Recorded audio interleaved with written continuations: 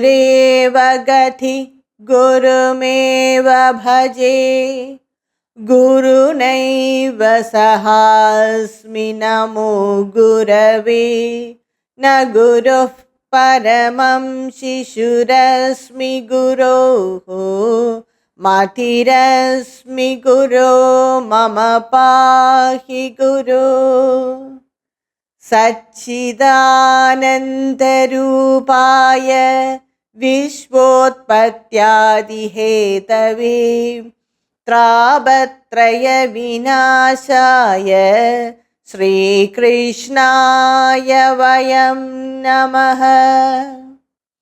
कृष्णाय वासुदेवाय हरये परमात्मने प्रणतः क्लेशनाशाय गोविन्दाय नमो नमः। यं प्रव्रजन्तमनुपेतमपेदकृत्यं द्वैपायनो विरहकादर आजुहाव पुत्रेति तन्मयतया तरवोऽभिनेदुस्तं सर्वभूतहृदयं मुनिमानतोऽस्मि। नारायणं नमस्कृत्य नरं चैव नरोत्तमं देवीं सरस्वतीं व्यासं ततो जयमुदीरयेत्। सर्वेभ्यः नमस्कारः। In my last upload, I completed chapter 3 and 4 of Canto 2 of Srimad Bhagavata Purana. In that chapter, Sri Shuka Brahmarishi worshipped Parabrahman before explaining the creation to Raja Parikshit. And in the last shloka of chapter 4, Sri Shuka Brahmarishi said to Raja Parikshit the lineage of this knowledge, that is this Atma Vidya. Sriman Narayana, he himself expounded this knowledge to Lord Brahma, and sage Narada requested his father, Lord Brahma, to reveal this knowledge to him, and sage Narada expounded this knowledge to Sri Vedavyasa, and Vedavyasa in turn taught this knowledge to Shuka Brahmarishi, which Shuka Brahmarishi is telling to Raja Parikshit. So in this chapter, that is chapter 5 and chapter 6, both these chapters, Lord Brahma explains the creation to sage Narada. Sage Narada requested Lord Brahma to explain about the creation, and Lord Brahma is explaining that creation to sage Narada. So we will see the chapters in detail. Sri Narada asked Lord Brahma, Deva Deva Namastestu Bhuda Bhavana Purvaja Tadvijanihi Yajnanam Atma Tattva Nidarshanam. Deva Deva, O Lord, Purvaja, you are that ancient being. Please tell me, speak to me that knowledge which reveals the truth of the Atma, yet jnanam, Atma Tattva Nidarshanam. So please explain to me that knowledge, that is that knowledge of that Atma, truth of the Atma. And he also said, Yadrubam yadadhishthanam yadasrishtam prabhu yad samstham yad param yadcha tat tattvam vada tattvataha. Please tell me that tattva which explains that who manifested this world, who brought out this creation, and on what is it based? Yet adhishthanam, on what is it based? Yada srishtamidam, who made this universe?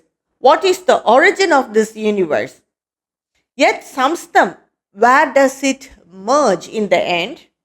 And what is its real nature? Yet Param, what is its real nature? So tell me the truth about all this, sage Narada requested to Lord Brahma. And sage Narada said that we all thought that you brought out this creation, you created this universe.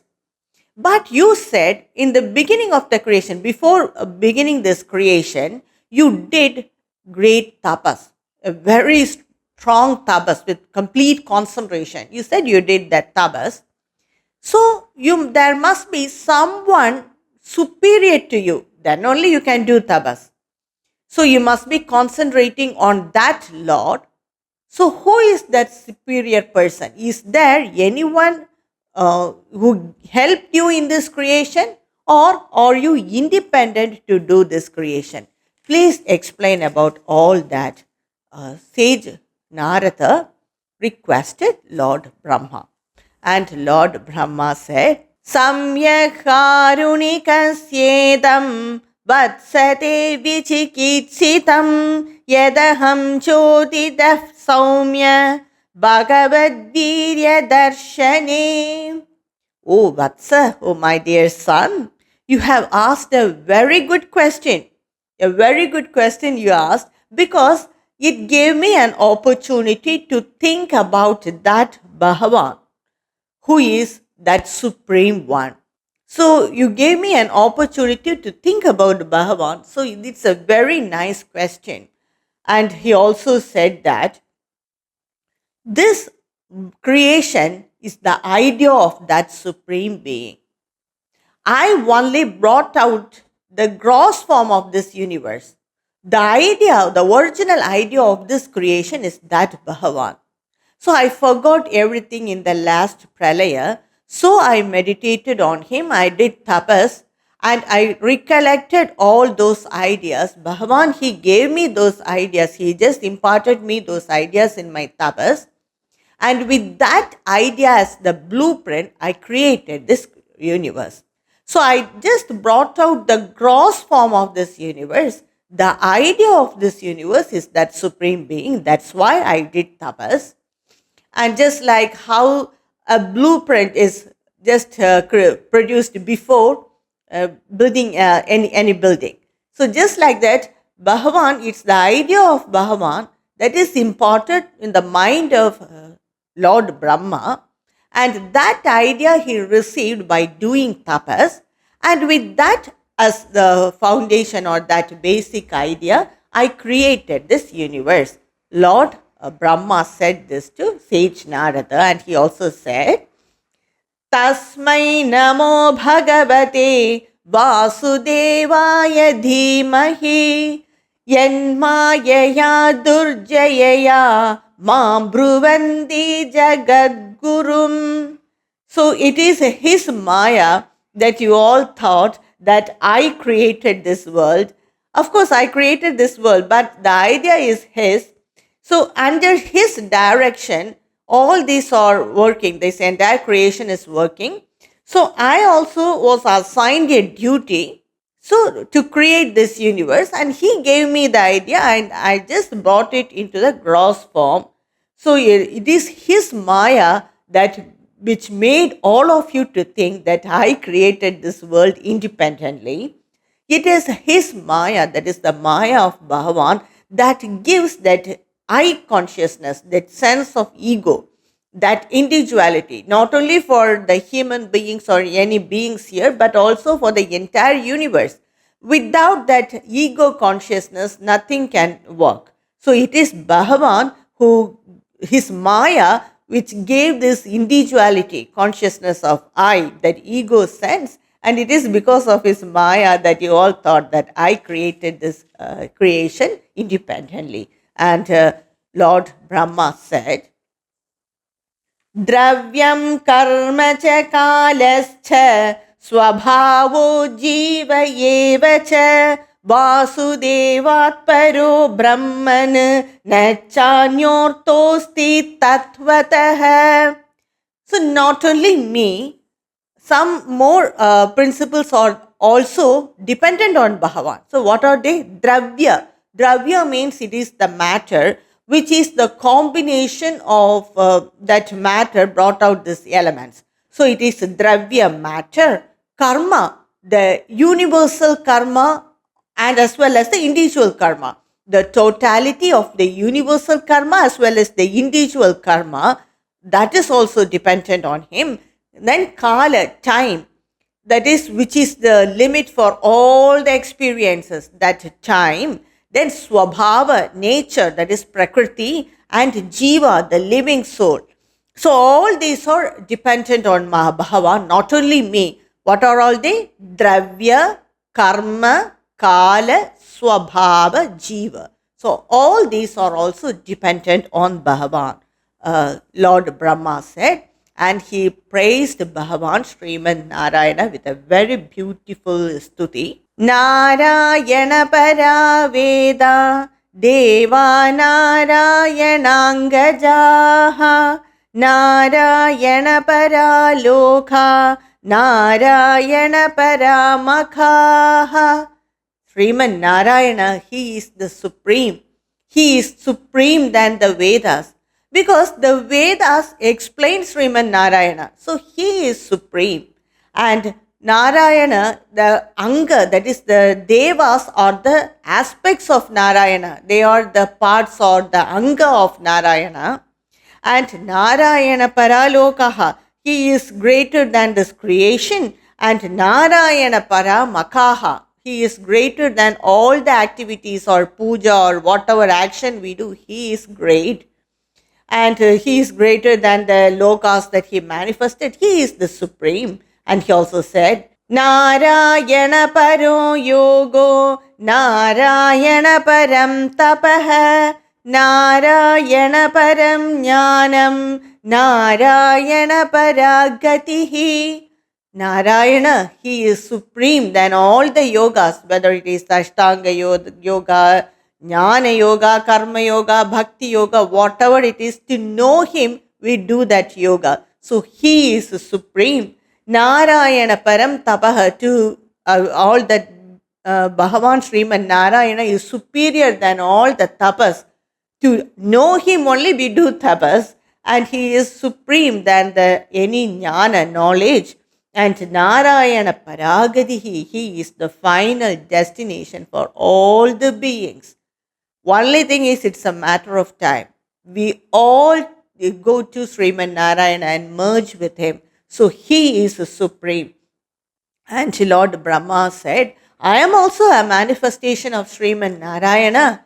And you are doing one duty. Like that, I am assigned this duty. I am doing this duty assigned by Bhagavan. It is his grace, and by his grace and his command, I am able to do this duty. So I am doing this work of creation. So it is his idea I am bringing into effect, he said. And Lord Brahma also explained about the concept of Ishvara in the next shloka. Sattvam rajastama yidi nirgunasya gunashrayah sthiti sarga nirodheshu grihita mayaya vibho. That supreme being, he is not affected by the three gunas, that is the three gunas of Prakriti, that is the Sattva, Rajas and Tamo guna. By these three gunas, the Prakriti is constituted.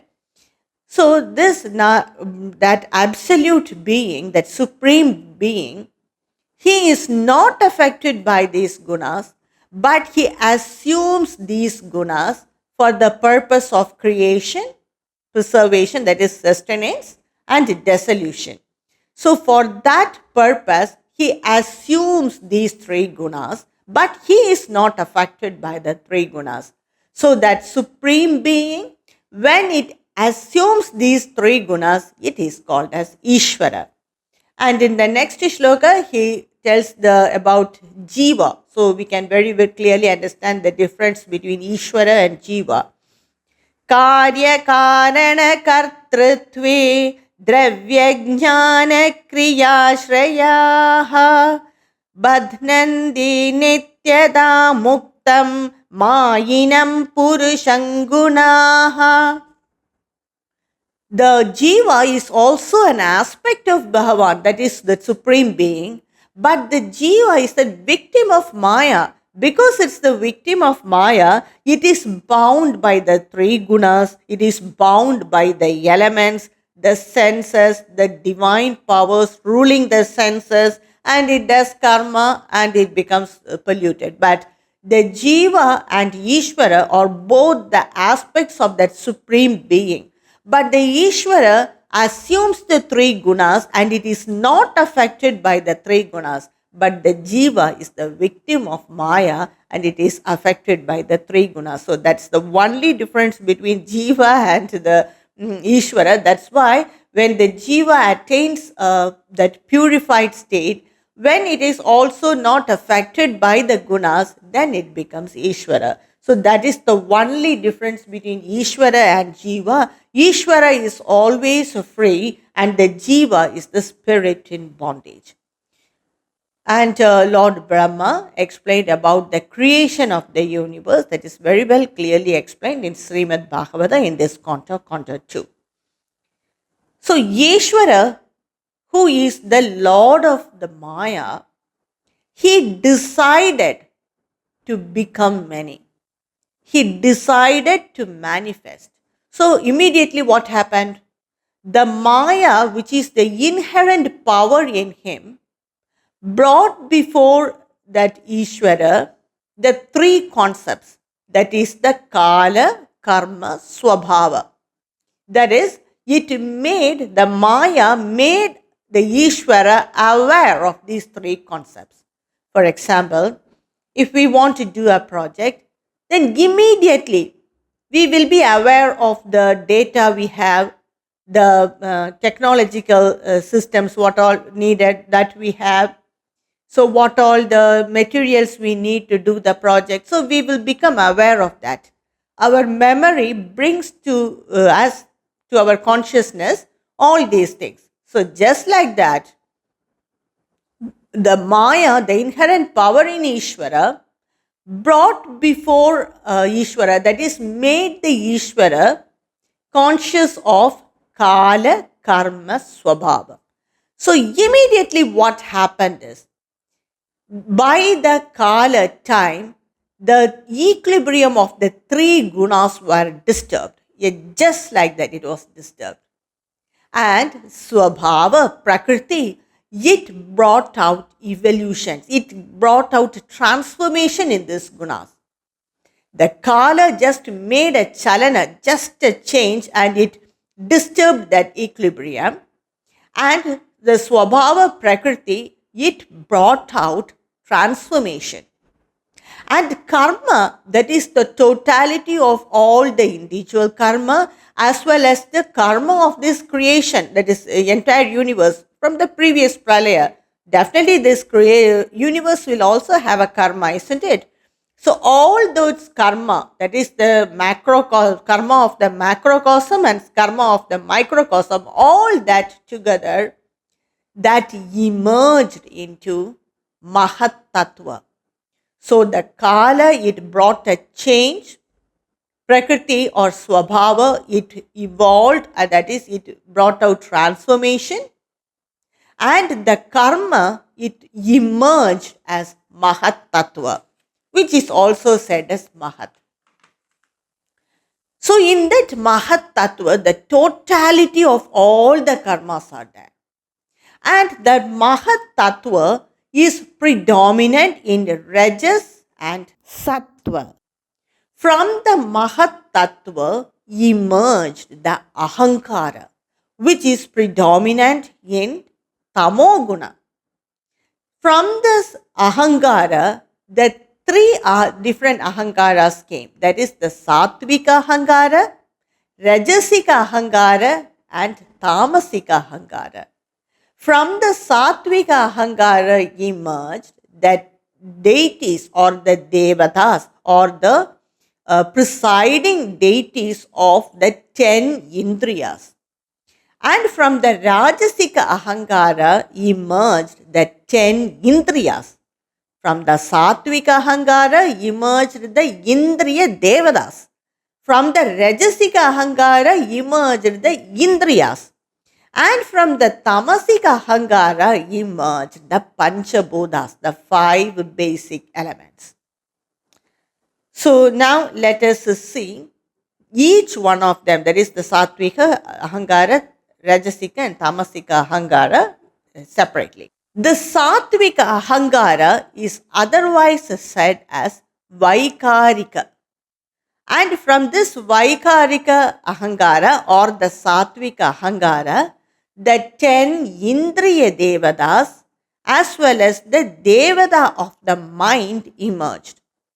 The Devada of the mind is Chandra, that is moon, and the 10 Indriya Devadas.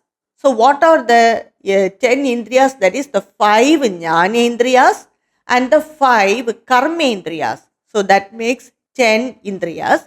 So the presiding deity of the 5 Jnanendriyas are: for ear it is Drik, for skin Vayu, for eye Surya Devata, for tongue Varuna, for nose Ashwini Devatas.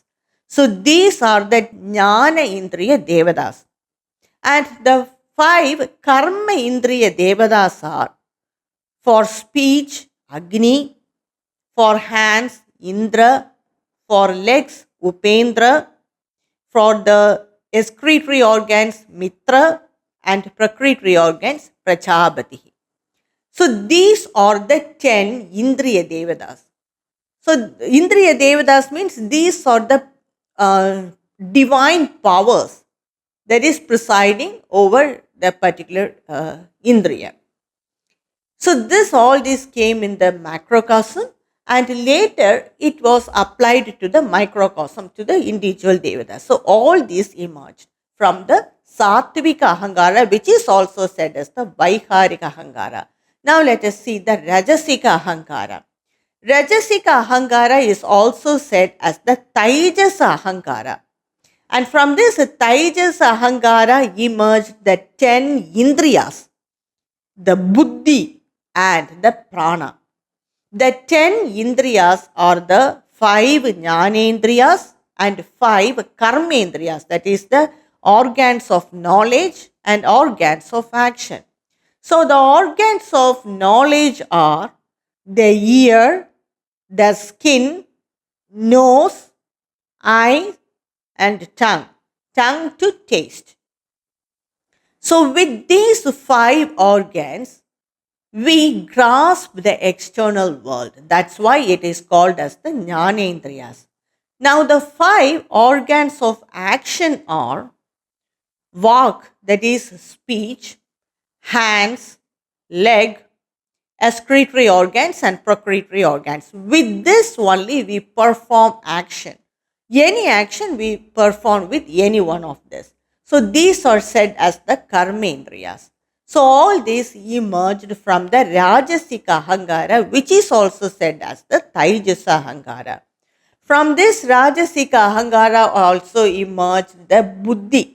Buddhi is actually a part of Antakarana. It is one function of the Manas. So Buddhi is emerged from the Taijasika Ahankara and also the Pranas. So all these emerged from the Rajasika Ahankara. From the Tamasika Ahankara, which is also called as Tamasa, emerged the Panchabhutas, that is the 5 basic elements. Each element has 2 aspects, that is, it has a special guna and a tanmatra. Tanmatra is the subtle form of that element before that element is completely developed. So from the Tamasa Ahankara emerged Akasha, that is sky, and its tanmatra is Shabda, and its special guna is Shabda.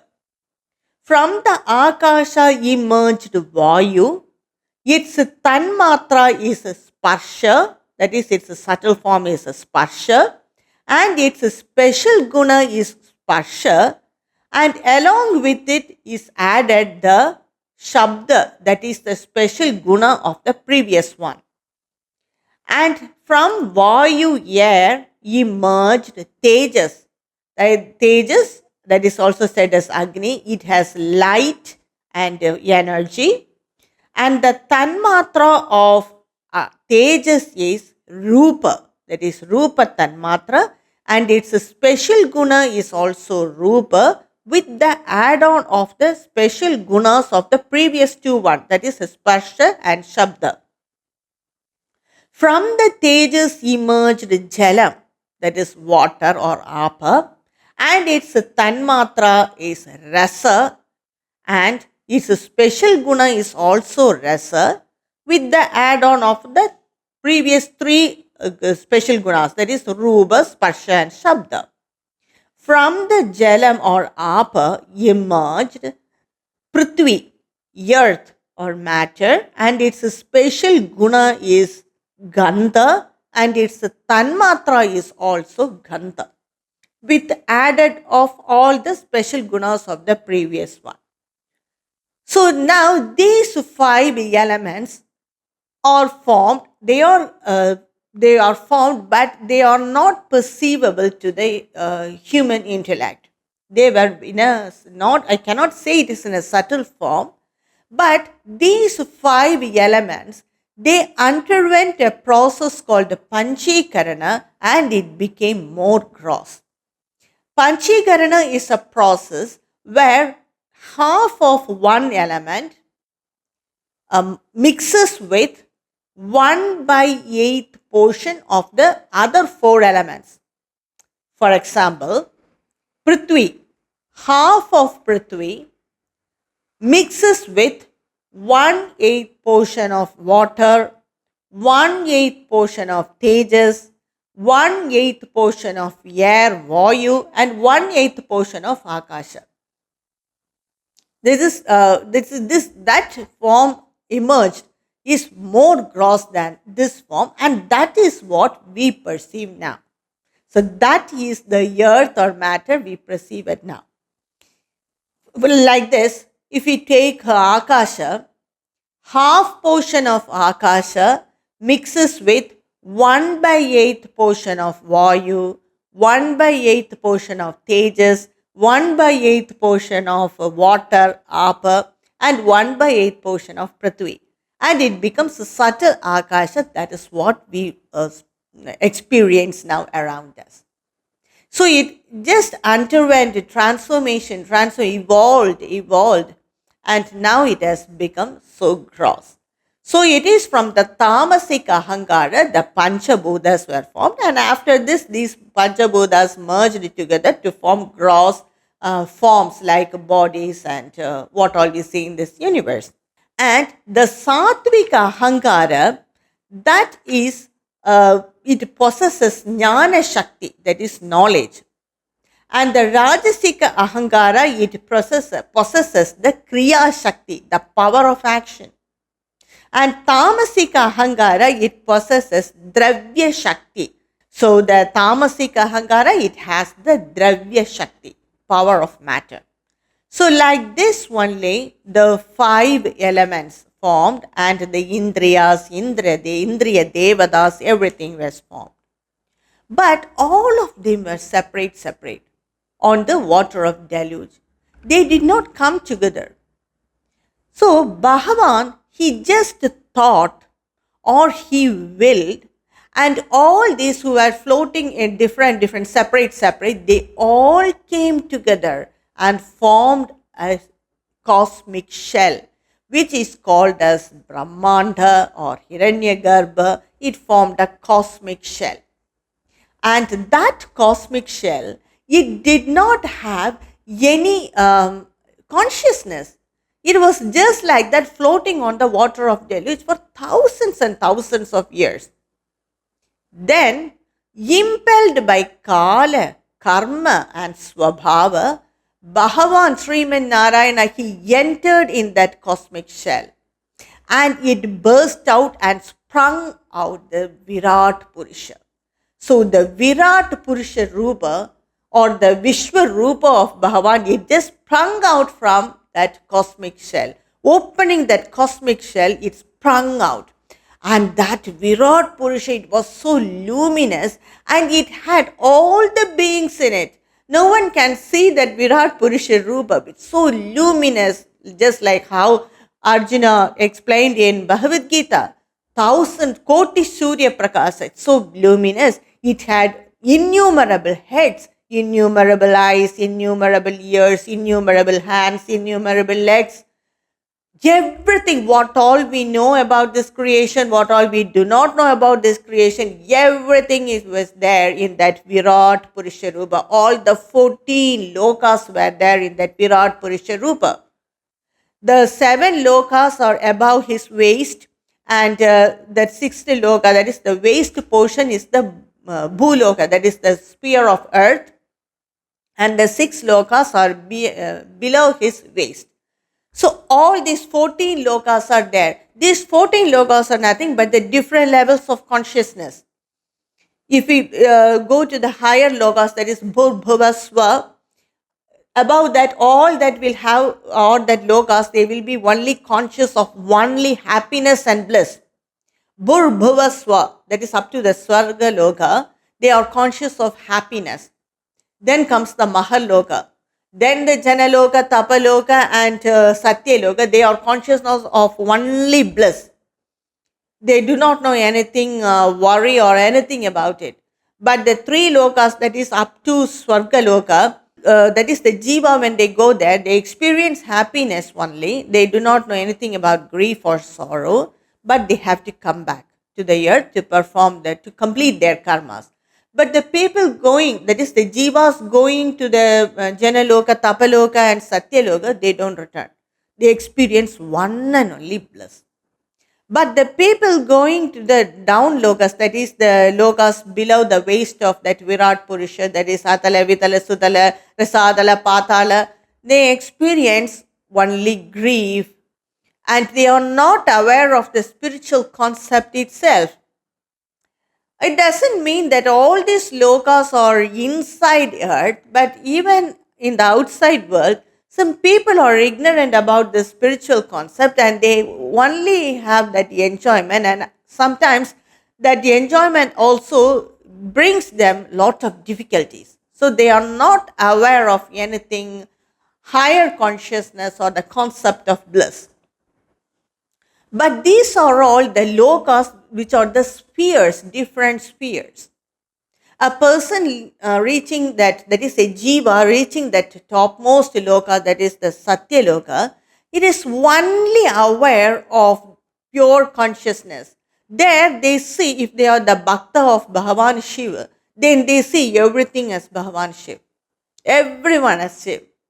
That is the Sayujya, Salokya and Samipya.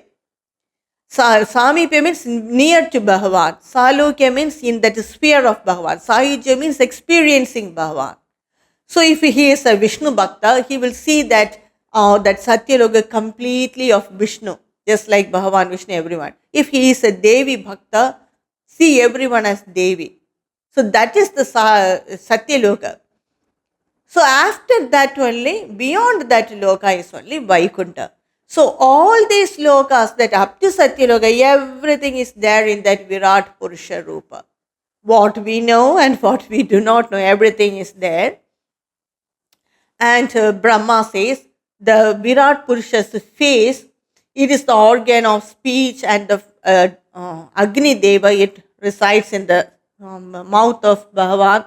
That is the place of that Agni Deva. Then the 7 dhatus, we say that blood, marrow, that enzymes, flesh, all these, there are 7 dhatus. All these are the different Vedic meters like Gayatri, Chandas, Anushtup Chandas, Trishtup Chandas, Jagati Chandas, all this. There are the 7 Vedic meters.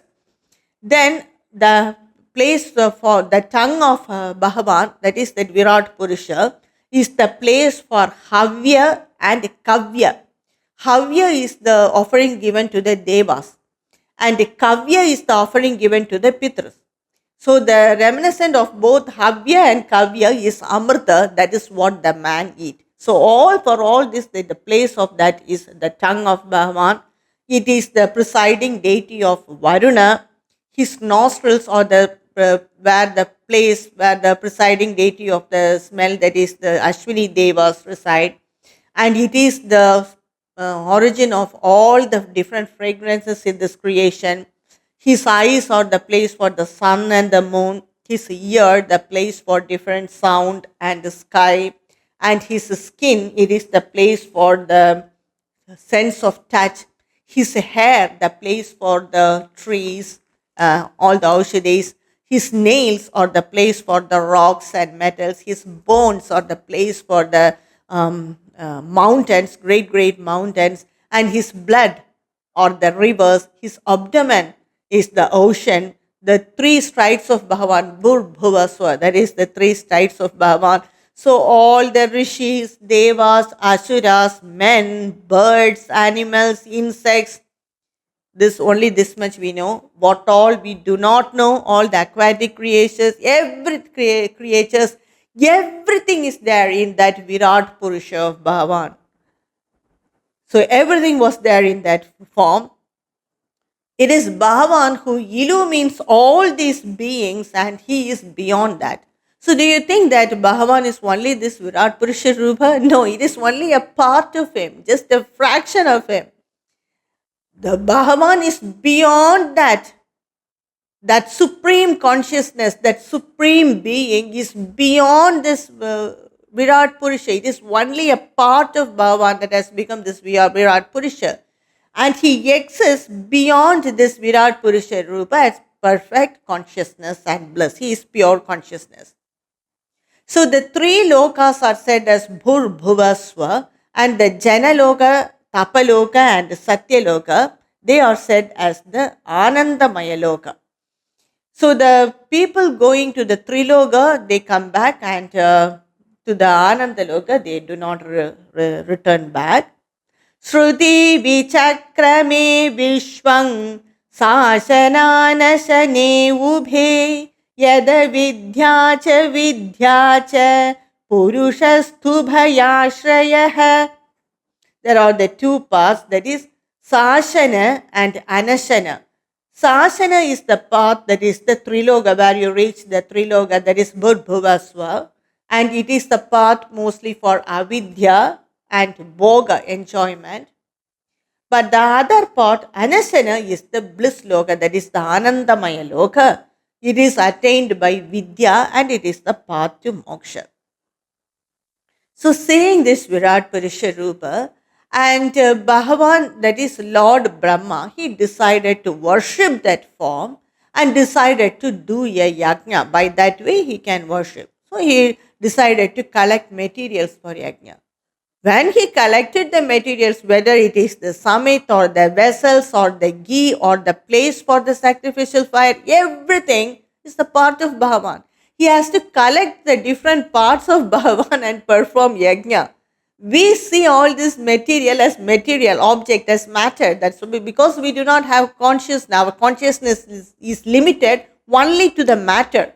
But Lord Brahma, when he decided to collect all this, he was for example, if to collect the summit, he is collecting the different parts of his hair, and that is the summit, that is the branches of the stick used in the summit. For the vessels or the part of Bhagavan, the ghee is a part of Bhagavan. The place itself is a part of Bhagavan. So everything is inclusive of that Virat Purusha Bhagavan. There is nothing outside Bhagavan. There is nothing in this world outside or separate from this Bhagavan. So everything is inclusive of Bhagavan. So he performed that first yajna, and following him the rishis, then the devas, and now men also, they do perform this yajna. And Lord Brahma is praising Bhagavan.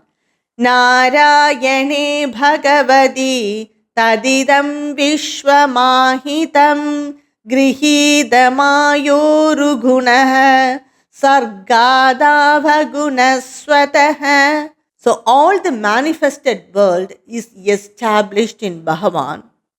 By using the gunas, he manifests himself as millions and millions of forms in this creation, but he is not affected by these gunas.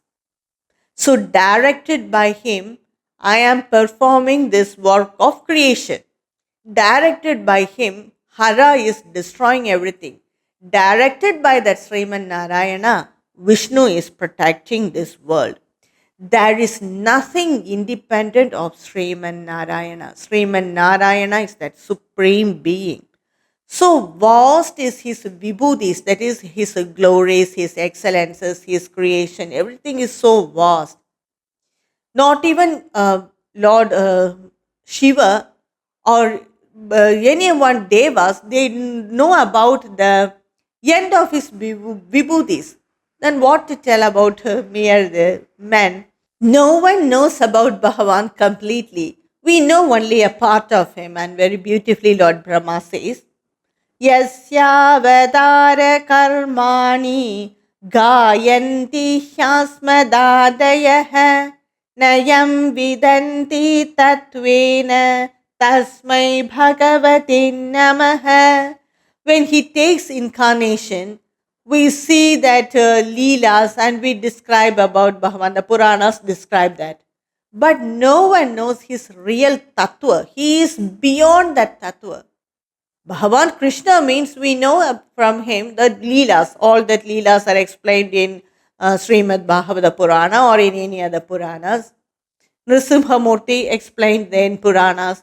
We know only about the Leelas of Bhagavan. That is a part of him, but we do not know him in reality. We do not know his tattva. So to that Bhagavan, salutations to him. Sayesha adhya purushaha kalpe kalpe srujadyajah atma atmanya atmanatmanam samyachadi cha padi cha.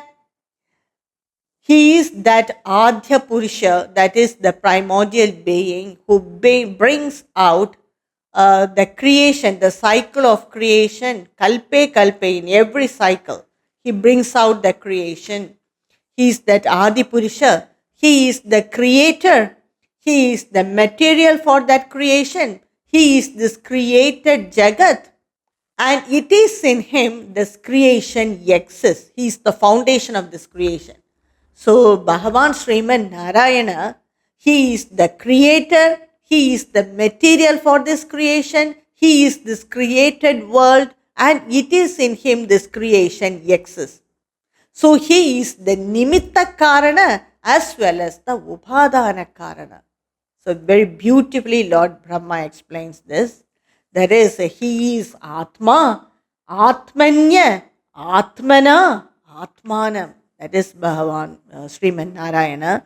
And in this last Shoga, he explains the nature of Bhagavan Sriman Narayana.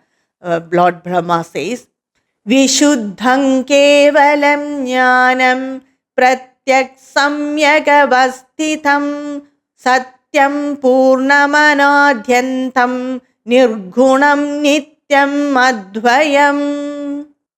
Vishuddham, so pure. Kevalam Jnanam, he is only Jnana, Jnana Swarupa. Pratyak Samyagavastitam, he is the indweller in all the beings. Satyam, he is the truth. There is nothing known as Satyam beyond him. Purnam, complete. Anadyantam, there is no beginning and end for him. And Nirgunam, no gunas. Nityam, eternal. Advayam, non-dual. So that is Bhagavan. So this shloka is explained about Bhagavan Sriman Narayana by Lord Brahma. So he is that transcendent being, that is that Virat Purusha. So the time, the nature, the cause and effect, Prakriti, cosmic intelligence, the elements, the senses, the presiding deities, what are all are moving, what are all are not moving, the divine powers, the devatas, gods, they are all the vibhutis of Bhagavan. There is nothing else other than Bhagavan in this creation. Everything like Rudra, Vishnu, Prajapati, Rishis, the earth, the planet, the Rakshasas, Asuras, Yakshas are all his expressions. Bhagavan is against the Asuras because they do adharma. And if the adharma rules, then this world cannot sustain. So that's why he opposes the Asuras. But Asuras are also the expression of him. And this positive and negative are equally needed to maintain this creation. And that is also very important. So the Asuras are also the part of Bhagavan, expression of Bhagavan. That's why Bhagavan kills those Asura and merges them with him. So all this about the Virat Purusha Lord Brahma explained to Sri Narada Rishi, and that dialogue Sri Shuka Brahma Rishi is explaining to Raja Parikshit. And in the last shloka, Lord Brahma says, now I have explained about this Virat Purusha Rupa. Now I will explain about the divine incarnation of Bhagavan, Mahavishnu, in that order of importance. And so that by hearing that avatars of Bhagavan, it purifies one's mind and senses. And Lord Brahma tells this to sage Narada, which I will explain in my next upload. Om Shri Narayana Khila Guru Bhagavan Namaste. Om Krishna Arpanamastu.